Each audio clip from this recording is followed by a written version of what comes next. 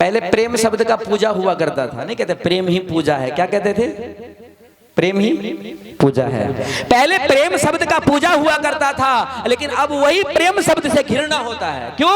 उस प्रेम का हम सही उपयोग नहीं कर पाते हैं। एक लड़का अपने मित्र से कहा, मित्र हमको प्रेम हो गया है। तो दूसरा मित्र ने कहा, किससे? भगवान से। भगवान से प्रेम हुआ? कहा नहीं नहीं, भगवान से नहीं हुआ। कहा फिर? कहा एक लड़की से हमको प्रेम हो गया। कहा कहाँ? अरे जहां पढ़ाई करने के लिए जाते हैं ना कॉलेज में, वही प्रेम हो गया लड़की से। दूसरा मित्र ने कहा, तुम प्रेम करने के लिए जाते हो कि पढ़ाई करने के लिए जाते हो? तुम्हारे माता पिता के दिल पे क्या बीतेगी? अरे जो हो गया हो गया। और मेरे मित्र, पता है अगले हफ्ते मेरी शादी होने वाली, मैं कोर्ट मैरिज करने वाला हूं, और जब मेरी शादी हो जाएगी तो मुबारकबाद देने के लिए मेरे घर आना पड़ेगा तुम्हें।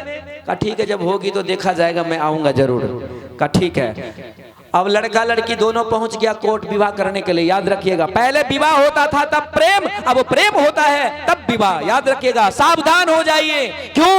अगर आप माता पिता को ठोकर मारते हो, समाज को ठोकर मारते हो, मर्यादा का उल्लंघन करते हो, भारतीय सभ्यता भारतीय संस्कृति को ठोकर मारते हो, तो आपका दाम्पत्य सही सलामत नहीं होगी, वो टूट जाएगी। याद रखिएगा, सोचना चाहिए। अगर कितना होता लड़का लड़की भाग जाते हैं लेकर के। अच्छा एक बात बताइए, अब वो माता पिता आपको समाज में मुंह दिखाने लायक नहीं होता है, जिंदा लाश बन करके रहता है, ऐसे वो संतान नहीं, वो एक नंबर का शैतान है जो अपने माता पिता का सर नीचा करवाता है, अपने माता पिता को रुलाता है। याद रखिएगा।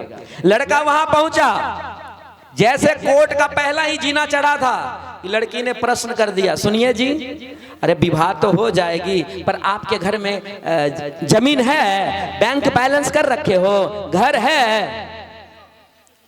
लड़का सर को झुका लिया, कहा मेरे पास में कुछ नहीं, जितना था तो तेरे पीछे मैंने खर्च कर दिया, अब तो मेरे पास में एक फूटी कौड़ी नहीं बचा। हाँ 10 रुपया छोड़ दिया हूँ खाता में, कहीं खाता बंद ना हो जाए, मेरे पास में अब कुछ नहीं बचा। लड़की उसको छोड़ करके वहीं से भाग गई। याद रखिएगा, मिलेंगे तो सब यही पूछेंगे तेरा व्यापार कितना है, पर ये कोई नहीं पूछता कि शिव गुरु से प्यार कितना है। अगर प्यार करना चाहते हो, प्रेम करना चाहते हो, अपने माता पिता से करो, अपने समाज से करो, अपने भगवान से करो। गलत प्रेम का उपयोग मत करना, नहीं तो दुख भोगना पड़ेगा। जैसे लड़की छोड़ के भागी, लड़का सर पे हाथ रख करके रोना प्रारंभ कर दिया, हे भगवान, अगर इतना प्रेम इससे मैंने इसके पीछे मैंने अपने जीवन को बर्बाद कर दिया, मेरे माता पिता का सर नीचे झुक गया, लेकिन मुझे क्या मिला? ये भी मुझे ठोकर मार करके भाग गई। लड़का रोने लगा, घर पर बैठ करके रो रहा था कि दूसरे दिन उसका मित्र पहुंच गया, शादी मुबारक हो मित्र, शादी मुबारक हो। लड़का ने कहा यहाँ यार शादी, यहाँ तो बर्बादी हो गई, तुम शादी के पीछे पड़े हो। कहा शादी नहीं होगा? नहीं, शादी करने के लिए गया था, लड़की ने प्रश्न कर दिया, जमीन है, घर है, बैंक बैलेंस है, मैंने मना कर दिया, मेरे पास में कुछ नहीं है। अरे कहा ये धमाका क्यों नहीं छोड़ा? तेरे पास नहीं था, तू अपना चाचा का पता बता देता, तेरे चाचा के पास में धन है, जमीन है, बैंक बैलेंस है, जब वो मरेगा तो सारा प्रॉपर्टी तेरा होगा ना। कहा भैया मैंने ये भी धमाका छोड़ा था। तो कहा फिर क्या हुआ? कहा जैसे मैंने ये धमाका छोड़ा, हमें छोड़ करके मेरे चाचा के साथ भाग गई। बोलिए महापति महादेव की। ये प्रेम है क्या साहब? ये प्रेम नहीं है। अब नारद जी कह रहे हैं कि मैया भोले बाबा आपसे केवल ऊपरी प्रेम कर रहे हैं, भीतर प्रेम नहीं करते हैं, सच्चा प्रेम नहीं। देखिए कैसे लड़ाई लगवा रहे नारद जी, कैसे घर फोड़ी कर रहे हैं। मैया पार्वती बोली कि नारद जी आपको प्रमाण देना पड़ेगा, आप हमको बहका रही हो, आपको प्रमाण देना पड़ेगा कि कैसे भोले मेरे स्वामी कैसे प्रेम नहीं करते मुझसे। कहा मैया एक बात बता, भोले बाबा गले में मुंड की माला पहन रखे है ना?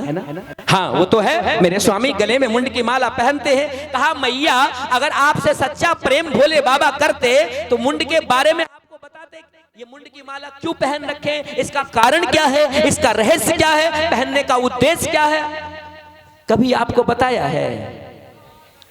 अब तो मैया पार्वती तो उसके बातों में फंस गई है। कहा नारद जी तुम्हारे बातों में सच्चाई है, आज तक नहीं बताया कि गले में मुंड की माला क्यों पहनते हैं, इसका कारण क्या है, इसका रहस्य क्या है, आज तक नहीं बताया। कहा तो मैया तो कहो आपसे सच्चा प्रेम नहीं करते हैं इसलिए नहीं बताया। अब तो मैया जा रहा हूं मैं, मुझे लेट हो रहा है। वो नारद जी ने कहा मेरा काम बन गया, अब मेरा काम बन गया। अब नारद जी चले गए, अब यहाँ तो फूट डाल दिया कान भर के, ध्यान दीजिएगा। अब उतने देर में भोले बाबा जैसे वहां पहुंचते हैं, भोले बाबा ने कहा देवी देवी मुझे बहुत जोर की भूख लगी है, थोड़ा भांग की तैयारी करो। मैया पार्वती बस चुपचाप बैठी है, चुपचाप बैठी है, मुंह से आवाज नहीं निकाल रही है। 2-4 बार जब आवाज लगाती है देवी मुझे बहुत जोर की भूख लगी है, थोड़ा भांग की तैयारी करो, तब मैया पार्वती कहती है भांग की तैयारी करूं? मैं आपकी भंगिया पीसने वाली नहीं, वहां सिलपट पड़ी हुई है, वहां भांग पड़ी हुई है, और ले जाइए और पीसिए और पीजिए। बोलिए भूत भावन भोलेनाथ की। आपकी भंगिया पीसने वाली नहीं हूं मैं। अरे भांग पीसने की तो बात ही छोड़ दो, मैं तो आपसे बातें तक नहीं करूंगी, मैं आपसे बातें तक नहीं करूंगी। अब भोले बाबा को ऐसा लगा ये मेरे घर में क्या हो रहा भाई, ये मेरे घर में क्या हो रहा है? अच्छा खासा शांति वातावरण बनी रहे, तो ये क्रांति कहां से फैल रहा है? कहीं ये नारद का काम तो नहीं है?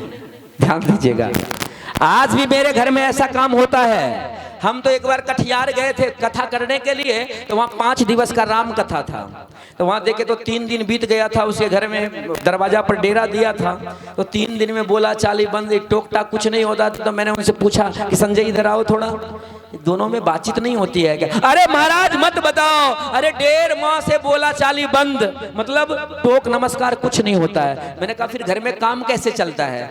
कहा कि केवल इशारा से चलता है, केवल इशारा से। आज भी मेरे घर में हो रहा है, पति पत्नी में दरार हो जाती है, खटपट हो जाती है, बोला चाली बंद, केवल इशारा से काम होता है। वो घर नर्क से भी बदतर है, याद रखिएगा। भोले बाबा अब देखिए मना रहे हैं, ध्यान दीजिएगा कैसे परिवार में रहना चाहिए। भोले बाबा कह रहे हैं देवी, अच्छा एक बात बताओ, नारद यहाँ आया था क्या? नारद यहाँ आया था? हाँ हाँ आए थे, वो चले गए। कलो सब उसी का कराया धराया है, लेकिन मैंने भी प्रतिज्ञा किया कि हमारे घर में लड़ाई नहीं होती है, नहीं होती है तो नहीं होगी। कैसे नहीं होगी? तो एक मंत्र का प्रयोग किया। ध्यान दीजिएगा माता बहना, अगर आपके घर में भी पति पत्नी में बनाव नहीं है, लड़ाइयां होती है, झगड़ते हैं, एक मंत्र का उपयोग कर लीजिए जो भोले बाबा ने प्रहार किया था। छोटा सा मंत्र है, कभी आपके घर में खटपट नहीं होगी, लड़ाई नहीं होगी। एक छोटा सा मंत्र है जो भोले बाबा ने प्रयोग किया था। वो मंत्र कौन सा है बता दे एक बार? जय महादेव, महादेव बोलना पड़ेगा। बोले हर हर महादेव। वो छोटा सा मंत्र है। मंत्र क्या है? अगर पत्नी देख लीजिए गुस्सा में है, आग बबूले हैं, अगर क्रोध में है पत्नी, तो उस समय पति को नॉर्मल रहना चाहिए। क्या रहना चाहिए? पति को नॉर्मल रहना चाहिए। थोड़ा पहले पत्नी को मना ले, फिर और कोई कार्य करे। अगर देख लें कि पति आग बबूले हैं, पति गुस्से में है, क्रोध में है, तो पत्नी को चाहिए वहां नॉर्मल रहे, हाथ जोड़ करके पांव पकड़ के पहले पति को मना ले, तब और कोई कार्य करे। बताइए क्या आपके घर में लड़ाई हो सकती है पति पत्नी में? अरे एक नॉर्मल रहेगा तभी ना लड़ाई नहीं होगी। दोनों गर्म हो जाएगा तो दोनों गर्म होने के बाद में क्या होता है? चिंगारी होगी कि नहीं होगी? इसलिए हाथ जोड़ के निवेदन है, खास करके मैं माता बहना से मैं निवेदन करना चाहूंगा, आप जिस महादेव को पूजा का फल आपसे नहीं मिल पा रहा है, आप जो पूजा करते हो उसका फल क्यों नहीं मिलता है? इसका कारण क्या है? ये सही तरीका से पूजा करना आप लोग जानते नहीं है। अब कैसे कैसे नहीं जानते, कैसे नहीं फल मिलता है? थोड़ा ध्यान से सुनिए, बहुत गौर से आप लोग सुन रहे हैं, मुझे बहुत आनंद आ रहा है। मेरे पहले कहा कि वक्ता को जब आनंद मिल आता है जब अच्छा श्रोता हो। अब बहुत यहाँ के श्रोता इतना सुंदर है, इतना शांतित होकर के बैठा है। फल क्यों नहीं मिलता है? इसका कारण क्या है? जो पूजा नारी का है वो नारी पूजा नहीं करती है, और जो नहीं है उसी पूजा को अपनाई हुई है। अब कहिए नारी का पूजा क्या अलग है? हाँ, नारी का जो पूजा है, थोड़ा ध्यान से सुनिएगा। अच्छा एक बात बताइए, आप कहीं कथा से बोर तो नहीं हो रहे हैं? कहीं कथा से बोर तो नहीं हो रहे हैं? कथा सुनने में आनंद आ रहा है ना? हाथ उठाइए तो देखते हैं। अच्छा बहुत अच्छा, बोलिए भूत भावन भोलेनाथ की। भजन चलेगा, मैं भी थोड़ा शॉर्ट में ही कथा में भजन चलेगा, फिर उसके बाद भी कथा चलेगी। जब भी आप लोग बैठे रहेंगे आनंद आएगा, भजन भी होगी। एक बात मैं निवेदन करना, खास करके माता बहना कान खोल के सुनिएगा थोड़ा, है ना? अब ऐसा नहीं कि टुक टुक टुक टुक टुक टुक देख रहे हैं, अगर मन कहीं घर पे है, कुत्ता ना घुस जाए, बिल्ली ना घुस जाए तो कोई फायदा नहीं होगा। इसलिए याद रखिए, आपको पूजा का फल क्यों नहीं मिलता है? कारण क्या है? क्या कारण है? क्यों नहीं फल मिलता है? याद रखिएगा माता बहना, आप जो पूजा करती हैं, जिस महादेव को आप भटकती हैं, मंदिर मंदिर दर दर की ठोकरें खाते हैं, महादेव महादेव कहाँ मिलोगे, महादेव दया करो दया करो दया करो, ना तो महादेव मिलेंगे ना तो महादेव की दया मिलेगी। याद रखिएगा, ना आट के रहोगे ना घाट के रहोगे। क्यों? असली महादेव आपके घर में बैठा हुआ है, लेकिन उस महादेव को ठोकर मार करके और दर दर की ठोकरें खा रहे हैं आप लोग, दर दर की ठोकरें खा रहे हैं। अब कहिए असली महादेव कौन है? किसको हम ठोकर मार रहे हैं? असली माँ तो ये तस्वीर में बैठा हुआ यही महादेव। माता बहना, आपके लिए महादेव कोई और नहीं है। नारी की क्या पूजा है, अभी आप सुन लीजिएगा, नारी की कौन सी पूजा है। ये बबलू दास नहीं बोल रहा है, ग्रंथों के साथ मैं प्रमाणित करूंगा। आपकी पूजा क्या है? जिस महादेव को आप मंदिरों में भटकते हो, ढूंढते हो, महादेव आपके घर में बैठा हुआ है, उस महादेव को आप ठोकर मारते हो, धिक्कारते हो, क्या फल मिलेगा आपको? असली महादेव को पकड़िए जो आपके घर में बैठा हुआ है। वो महादेव कौन है, थोड़ा सुन लीजिए। वो महादेव कौन है? हे माता बहना, वो महादेव कोई और नहीं है, आपके घर में बैठा हुआ वो महादेव स्वरूप वही आपके ससुर जी हैं। दूसरा महादेव कोई आपके लिए नहीं है, वो ससुर जी हैं आपके महादेव। जिस पार्वती को आप पूजती आ रही हो, जो पूज रही हो, वो पार्वती कोई और नहीं है, पार्वती स्वरूप वही आपकी सासू माँ है, दूसरा कोई नहीं है। एक चीज कहूं, इस मन से बबलू दास जी बोल रहे हैं, अगर महादेव की कृपा नहीं होगी ना, महादेव की दया नहीं होगी, तो आपकी जूती और मेरा सर रहेगा। मैं वादा करके आज इस गांव से जा रहा हूं, जब दोबारा इस गांव में कदम रखूंगा ना, जब अनुभूतियां अगर नहीं मिले महादेव से, महादेव की दया नहीं मिले, आपके जीवन नहीं बदलेगा, तो आपकी जूती मेरा सर रहेगा। मैं वादा करके जाता हूं। लेकिन एक काम करना पड़ेगा आपको, कीजिएगा। अच्छा, जो कीजिएगा वही हाथ उठाइएगा, जो कीजिएगा मैं बताऊंगा वो कीजिएगा ना। आप लोग हाथ उठाइए, तो जो कौन कौन हाथ उठाते हैं, वाह बहुत अच्छा। कोई ऐसे ऐसे ऐसे कर रहे हैं, उठाऊं कि नहीं उठाऊं? आप अपने घर में 2 कुर्सियां लगाना है। कितना? 2 कुर्सी। अब कहिएगा उस कुर्सी पे क्या करेंगे, किसको बिठाएं? हे माता बहना, उस कुर्सी पर किसी और को मत बिठाना, किसी तस्वीर को मत बिठाना। आप उसी कुर्सी पर एक तरफ ससुर जी को बिठा दो, एक तरफ सासू माँ को बिठा दो, और नहीं बैठे तो पकड़ के जबरदस्ती बिठाओ।